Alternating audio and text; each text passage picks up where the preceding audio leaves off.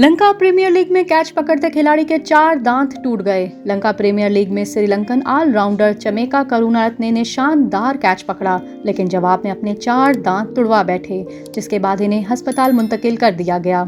LPL की टीमों candy falcons और गॉल ग्लैडिएटर्स के दरमियान होने वाले मैच में कैंडी फैल्कन्स की नुमाइंदगी करने वाले चमेका करुणारत्ने बैटर की जानिब से ऊंचा शॉट खेलने पर हवा में जाती गेंद को पकड़ने के लिए भागे।